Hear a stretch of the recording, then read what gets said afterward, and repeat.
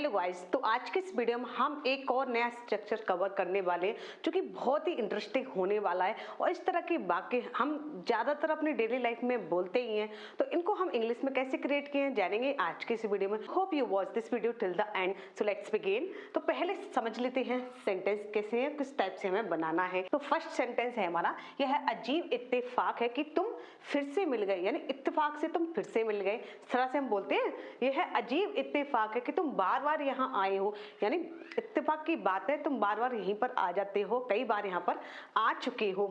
अजीब इत्तेफाक से मिले हैं हम दोनों, यानी ऐसा इत्तेफाक हुआ था कि हम दोनों मिल गए। तो इस तरह के वाक्य को हम इंग्लिश में कैसे बोलेंगे, चलिए समझ लेते हैं सबसे पहले इसका स्ट्रक्चर। तो यह अजीब इत्तेफाक है, तो इस हर सेंटेंस में ये आया है, तो इसके लिए हम एक फ्रेज यूज करेंगे जो कि है it is strange, it is strange coincidence. तो यह अजीब इत्तेफाक है, इसके लिए हम कौन सा फ्रेज यूज करेंगे, इट इज स्ट्रेंज कोइंसिडेंस। तो यहाँ पर वैसे तो सब में अजीब आया है, अगर अजीब किसी भी सेंटेंस में नहीं आया तो स्ट्रेंज हम हटा देंगे और कोइंसिडेंस हम लिख देंगे। तो कुछ सेंटेंस के थ्रू हम समझते हैं कि इनको हम इंग्लिश में कैसे यूज करें। तो पहला सेंटेंस हमारा यह है अजीब इत्तेफाक है कि तुम फिर से मिल गए। तो इसके लिए हम लिखेंगे इट इज स्ट्रेंज,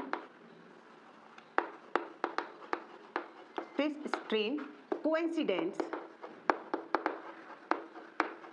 क्योंकि की आ गया है तो की के लिए हम यहाँ लिख देंगे दैट तुम फिर से यू, क्योंकि पास्ट सिंपल सेंटेंस है तो यहाँ पर हम वर्ब की सेकंड फॉर्म लगाएंगे। तो मिलने की क्या हो गई, मीट। मीट की सेकंड फॉर्म क्या हो गई, मेट। यू मेट अगेन या फिर यू मेट मी अगेन लिख लीजिए।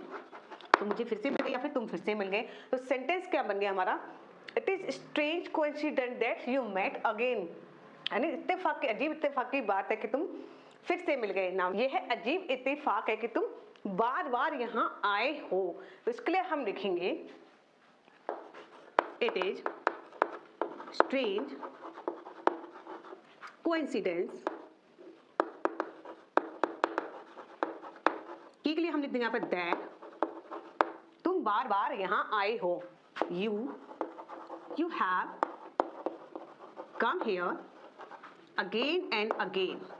बार बार के लिए हम क्या लिख देंगे, again and again.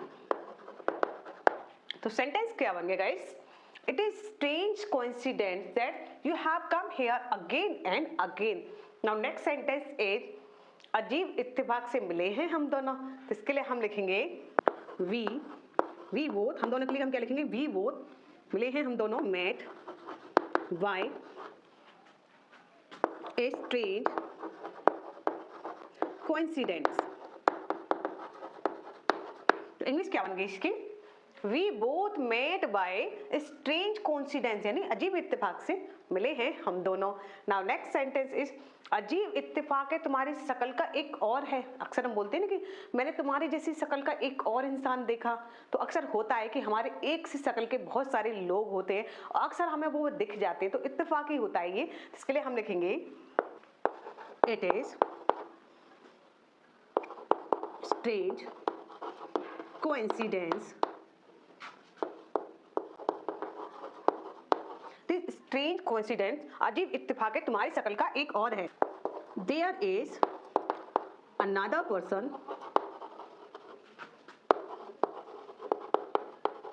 Who looks like you.